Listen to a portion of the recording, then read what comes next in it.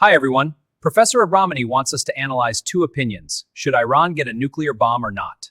But let's be honest. No one knows what will happen in the future. The views of Kenneth Waltz and Scott Sagan, this is not reality, but only a clash of illusions of one partisanship against the hallucinations of the other. This creates for each party sick bipolar strategies, where events are viewed fragmentarily, which excludes objectivity. You see the clash of propagandas locked in their own concepts. This dispute is about the contrast of views on stability. For stability in the world, do we need more nuclear weapons or fewer? Sagan's fear ignores nukes non-proliferation in 80 years. Waltz's optimism overlooks elite manipulations where nukes prop hegemony, not true balance. Indeed, the US is now shelling Iran but does not touch North Korea. However, no one will give a guarantee that if Iran gets a nuclear bomb, it will not zero out the US or half the world besides. I don't buy this dispute. I'm not a fortune teller. Real analysis begins with the question, why is the US bombing Iran? The US seeks to return hegemony. The goal of hegemony is the sole redistribution of global resources through the Fed and credits. As long as the Fed exists, the world will not be truly multipolar. By the way, China's goals are exactly the same. The difference is only in strategy. You'll ask, what does China have to do with it? Well, because China is waging war through Iran against the US. Now, Washington is trying to restore the world balance of power. Those who accepted Trump's proposal, like Venezuela or Japan, are safe. Iran apparently refused. Therefore, the US were forced to bomb Iran, to show the rest what happens to those who do not agree to the terms.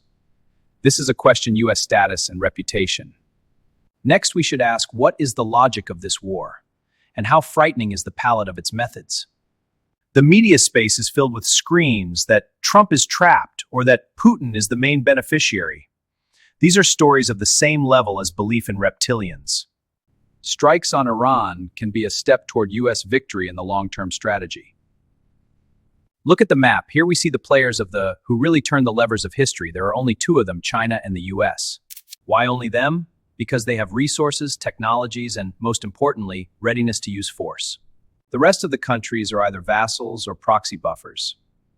And independence today is the path to isolation and confrontation, as for example, North Korea does. Israel is a US proxy. And Iran a proxy of China?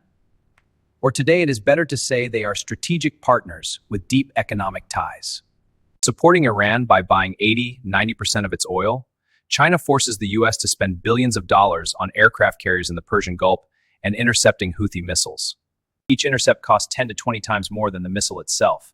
Iran sells oil to China for yuan or by barter. This creates a breach in the Fed control system. Iran is also a cheap way to distract US attention from Taiwan. Nice fact, China right now officially calls for peace, but its satellites accidentally transmit intelligence data that help Iran hit targets. China is ready to fight America to the last Iranian soldier. Because the longer the US gets stuck in the sands of the Middle East, the closer China is to seizing leadership in the Pacific. For China-Iran, this is a global diversionary maneuver. By the way, about the diversionary maneuver, what do you think? Is there a connection between the Pope, Epstein files, Iran, and UFOs? All this is tools for formatting reality. If it is necessary to force the population to tighten belts for defense, then Epstein files is a good reason to devalue wealth and come to morality. Or UFOs is fear of unpredictability and fear of huge changes and threats. We will return to this connection later. And now it is important to return to the US strategy against China. The chosen US strategy seems strange and chaotic, but it is nothing other than a response to China's. Let's compare how it can work. Spoiler, I would still bet on the US, and here's why. China plays Godfather state. They offer the world rigid hierarchy and loyalty to the word. We give money, you give up sovereignty.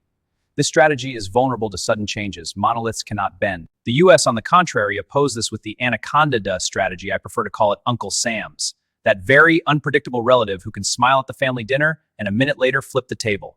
This is the logic of Sam's Anaconda, slow strangulation through a network of allies combined with unpredictability of attacks.